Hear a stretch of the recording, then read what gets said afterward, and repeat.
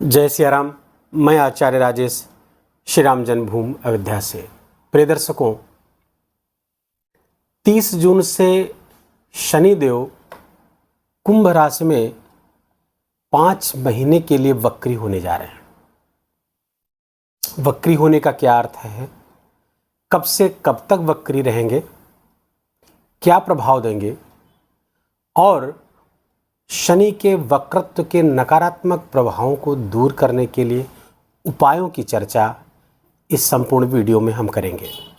Video ज़्यादा लंबा नहीं होगा, अतः वीडियो को पूरा देखें और शनि के वक्रत्व और उनके प्रभाव और उसके फल को देखें। सबसे पहले हम आते हैं, वक्रत्व क्या होता है, किसी ग्रह का वक्री होना क्या होता है। वास्तव में ये गति के बारे में वर्णन किया गया है। शास्त्रों में ग्रहों की 2 गतियां होती हैं, एक मार्गी गति होती है और एक वक्री गति होती है। जब कोई ग्रह आगे आगे ही चलता चला जाता है तो उसे मार्गी गति कहते हैं, लेकिन जब कोई ग्रह पीछे चलने लगता है तो उसे वक्र गति कहते हैं। लेकिन क्या वास्तव में ग्रहों की कोई वक्र गति होती है, पीछे चलने लगते हैं? जी नहीं, ऐसा नहीं है। ग्रह हमेशा सीधे ही चलते हैं, पीछे कभी नहीं चलते। लेकिन पृथ्वी से जब हम उसको देखते हैं तो फिर आभास होने लगता है कि ग्रह वक्रगति कर रहा है। जैसे हम 2 ट्रेन को देखते हैं, जब एक दूसरे को क्रॉस करती हैं तो लगता है कि एक ट्रेन पीछे जा रही है। ठीक उसी तरह हम जब पृथ्वी से देखते हैं तो ग्रह पीछे जाते हुए दिखते हैं एक समयांतराल में। ठीक वही स्थिति हो रही है शनि के साथ 30 जून से लेकर के, और लगभग 5 महीने तक ये गति वक्र गति रहेगी। कब से कब तक रहेगी? 30 जून से प्रारंभ होकर के ये 15 नवंबर 2024 तक शनि वक्र गति करेंगे। वक्र गति में किसी ग्रह की शक्ति बढ़ जाती है और शनि जो कर्म के, न्याय के, अधिकार के, सेवा के कारक हैं, उनको सबसे ज़्यादा प्रभावशाली ग्रह माना जाता है, किसी भी गोचर में हो या लग्न कुंडली में हो। शनिदेव जब वक्र गति में होते हैं तो उनकी शक्ति 2 गुना हो जाती है। कैसा प्रभाव देंगे, इस पर हम चर्चा करेंगे। सारावली आदि तमाम प्राचीन ग्रंथों में कहा गया है कि किसी भी ग्रह की जब वक्र गति होती है तो उसके 6 बलों में जो चेष्टा बल है वो बढ़ जाता है। चेष्टा बल बढ़ने के कारण इसे भाग्य कारक माना जाता है। ये भाग्य की गति होती है और आप जानते हैं कि भाग्य केवल हमारे वर्तमान कर्म पर आधारित नहीं है, हमारे पूर्व जन्मों के कर्मों के आधार पर भी हमारे भाग्य का निर्धारण होता है। तो जब शनि जो न्याय के देवता हैं, कर्म के देवता हैं, जब वक्री होंगे, चेष्टा बल बढ़ जाएगा, शक्ति उनकी बढ़ जाएगी, तो हमारे जो पेंडिंग्स वर्क हैं, पूर्व जन्म के कर्म हो या वर्तमान कर्म हो, जो पेंडिंग्स हैं, जो अधूरे कार्य हैं, उनको पूर्ण करने की जिम्मेदारी जातक पर बढ़ जाती है। अब मेष राशि की बात करें तो मेष राशि के लिए शनिदेव आपके 10वें स्थान और आपके लाभ स्थान के स्वामी हैं। लाभ स्थान पर गोचर कर रहे हैं, अपनी ही राशि पर, कुंभ राशि पर। यहां से जब वक्र गति करेंगे तो 10वें स्थान को अपने प्रभाव में ले लेंगे, अर्थात पीछे गति करेंगे, 10वें का फल प्रदान करने लगेंगे। अब हमको यहाँ पे देखना समझना होगा, 10वें अर्थात कर्म स्थान का जो स्वामी है, हमारे कर्म पूर्व जन्म के या वर्तमान जन्म के तमाम ऐसे कर्म हैं जो पेंडिंग पड़े हुए हैं, जिसको हम भूल गए हैं, जिसको हम छोड़ दिए हैं, वो अचानक आकर सामने खड़े हो जाएंगे और उनको आपको पूरा ही करना पड़ेगा। अच्छा, जब हमारे पेंडिंग्स कार्य हमको पूरा करने पड़ेंगे, आज का काम तो चल ही रहा है, पीछे के काम भी हमको करने पड़ेंगे, तो सीधा सा अर्थ है हमको अत्यधिक मेहनत करनी पड़ेगी। तो मेष राशि के जातकों के लिए है कि शनि के इस वक्र काल में लगभग 5 महीने आपको मेहनत अपनी 2 गुनी करनी पड़ेगी, क्योंकि आपको पिछले कार्य भी पूरे करने हैं। अच्छा, जब कर्म के स्वामी हैं शनि, 10वें को प्रभाव में लेंगे, 10वें का कारकत्व भी उनको प्राप्त है, कालपुरुष की कुंडली में, तो फिर आपके कार्यों में डिले होगा। आपको मेहनत तो अधिक करनी पड़ेगी, लेकिन परिणाम के लिए आपको वेट करना पड़ेगा, डिले होगा।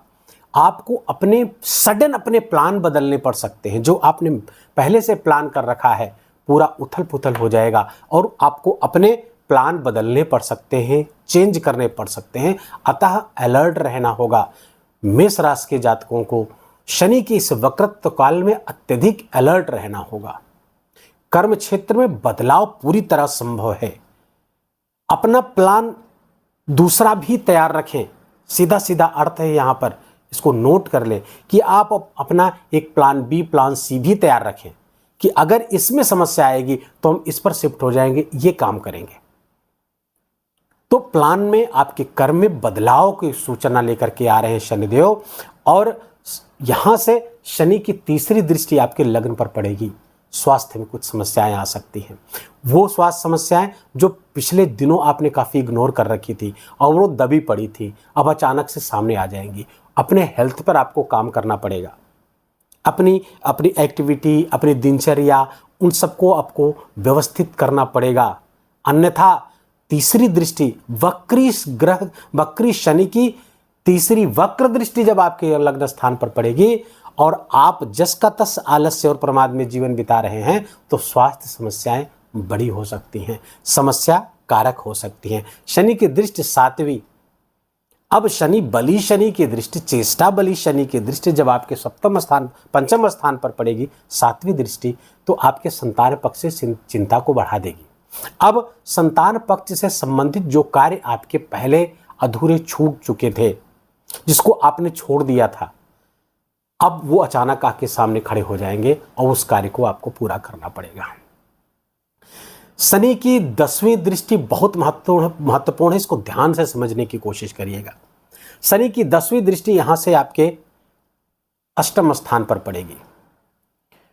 शनि वक्र गति कर रहे हैं, आप समझ ही रहे हैं। अब अष्टम स्थान आकस्मिकता का स्थान है, सरप्राइज का स्थान है, चेंज का स्थान है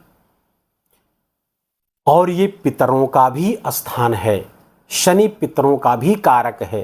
तो पितृ ऋण से संबंधित यदि कोई कार्य आपका बचा रह गया, अधूरा रह गया, पितर आपके किन्हीं कारणों से असंतुष्ट हैं, अष्टम का परिणाम बहुत ही प्रभावी आपको मिलना शुरू हो जाएगा। अचानक से घटनाएं प्रारंभ हो जाएंगी। तो आपको पितरों के शांति के निमित्त उपाय अवश्य करना पड़ेगा। मेष राशि के जातकों को जब ऐसा प्रभाव मिलने लगे तो आप अमावस्या जो 5 महीने रहेंगे, इस बीच जो भी अमावस्या आ रही है उसमें आपको पितरों को शांति करने के लिए उपाय करने ही होंगे, उनका श्राद्ध तर्पण करना ही होगा। अन्यथा शनि की 10वीं दृष्टि बहुत परेशान कर देगी आपको। एक और बात आप समझ लीजिए, बीच में आपके जब ये 15 नवंबर तक वक्री रहेंगे तो बीच में कुछ समय के लिए पितृपक्ष आएगा। उस बीच अपने पितरों की शांति के निमित्त उपाय जब करेंगे तो शनि प्रसन्न होंगे और आपके कार्यों को आगे बढ़ाएंगे, उन्नति कारक हो जाएंगे।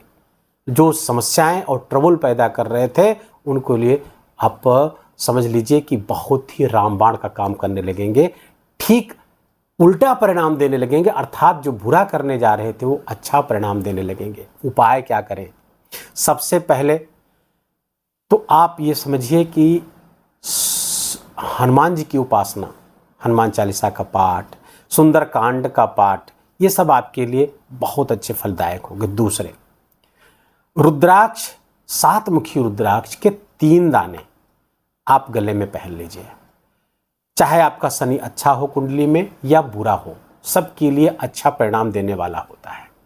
मेष राशि के जातक जिनकी कुंडली में शनि अच्छा नहीं है, बुरा प्रभावकारी है, उनके लिए इस वक्रत्व काल में ज़्यादा समस्याएं आएंगी। तो अपनी लग्न कुंडली का भी एक बार विश्लेषण करवा कर देख लीजिए कि शनि आपकी कुंडली में कैसा फल प्रदान कर रहा है और तदनुसार उपाय जब करेंगे तो और भी अच्छा और सटीक होगा। 3 रुद्राक्ष 7 मुखी ये गले में आप धारण कर लीजिएगा और दूसरे श्रीमद् भगवद गीता के 7वें अध्याय का नित्य पाठ करना। ये अष्टम जो पितरों से संबंधित दोष पैदा हो रहा है, पितरों जैसे कर्म जो पिछले आपने छोड़ रखे थे अचानक सामने खड़े होंगे समस्या लेकर के, तो उसको आपका निदान करने के लिए ये बहुत महत्वपूर्ण हो जाएगा। गीता के 7वें अध्याय का पाठ आप निरंतर करते रहिएगा। ये उपाय आप अनिवार्य रूप से करिएगा तो शनि के इस वक्रत्व का दुष्प्रभाव बेहद कम हो जाएगा या नगण्य हो जाएगा। वीडियो को यही समाप्त करेंगे। वीडियो अच्छा लगा हो, आपके काम का लगा हो, मेरा बोलना आपका सुनना सार्थक हुआ हो तो वीडियो को कृपा करके लाइक करिएगा और कमेंट में जय सिया राम लिखना बिल्कुल भी मत भूलिएगा। मेरा विशेष आग्रह है आपसे। चैनल पर नए हैं तो इसको सब्सक्राइब कर लीजिए, बेल आइकन की घंटी दबा लीजिए ताकि नए वीडियो का नोटिफिकेशन आप तक पहुंचता रहे। अपना ख्याल रखिए, अपनों का ख्याल रखिए, माता पिता की खूब सेवा करके उनका आशीर्वाद लीजिए। जय जय सिया राम।